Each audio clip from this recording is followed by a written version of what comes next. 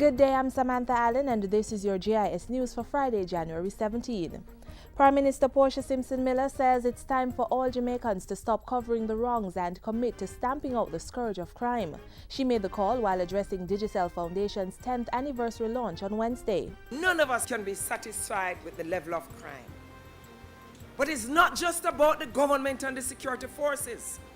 Communities must join hands together so we can destroy this monster plaguing our country at this time.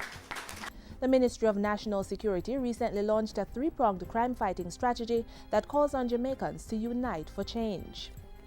Cabinet is now considering a potential partner for the development of the CAYMANAS Economic Zone, a component of the Jamaica Logistics Hub Initiative. The disclosure was made by Chairman of the Logistics Hub Task Force, Dr. Eric Deans, at a recent JIS think tank session. Bids from local and international interests were received to develop the CAYMANAS Economic Zone after a request for proposals was issued in December 2012. The heart and soul of the Logistics Hub is our special economic zones. Starting with the CAYMANAS Economic Zone, which will be 200 acres in Phase 1 and 1,500 acres in Phase 2. 16 special economic zones will be implemented across the island, replacing the free zones which previously existed.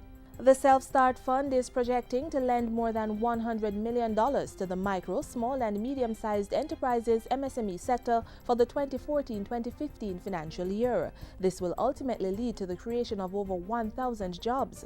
General Manager Sesvin Hamilton told GIS News recently that the entity would provide up to $750,000 at an interest rate of between 10 and 23% per annum, repayable within 2 years.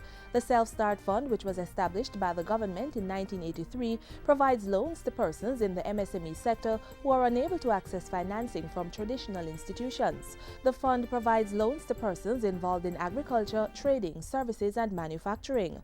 Over the past 5 years, the fund has disbursed 617 loans valued at over $200 million and created over 2,000 jobs.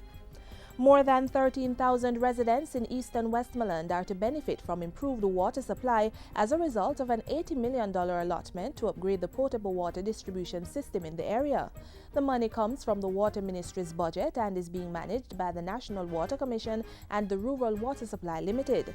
$42 million will cover work in the Leamington-Cedar Valley area, while $38 million will cover the Betheltown-Argyle Mountain area. Speaking at the contract signing and groundbreaking ceremony last Friday, Portfolio Minister Robert Pickersgill said there would be renewed commitment towards expanding and improving the potable water supply network across the island this year. We remain unswerving in our efforts to achieve universal coverage for potable water by the year 2030. The scope of work on both projects includes the rehabilitation of the existing water distribution network in the areas and the installation of 4.5 kilometers of new pipelines. And finally, the state-owned oil refinery Petrojam has donated $1.4 million to Rise Life Management Services Limited. The money will help fund the 24-year-old non-profit organization's operational expenses and sustain its current programs for inner-city children. The donation is part of Petrojam's corporate outreach to meet the needs of people in the communities it serves and will help at-risk youth develop and make meaningful contributions to society. We came on board, especially with the Kids Club, which at the time you said you cater to over 900 inner-city youths in that program. And we thought it was very far-reaching. And thought that it assists the young persons after school, as you mentioned, to get that care and monitoring to ensure that they are in a supervised environment.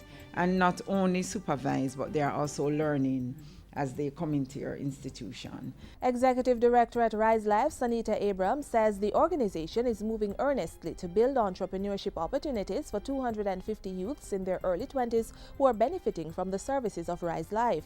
The NGO relies solely on grants and donations to operate its 28 different social interventions for youth at risk. It gets support from government through the Ministries of Health, Education, National Security, as well as the court system.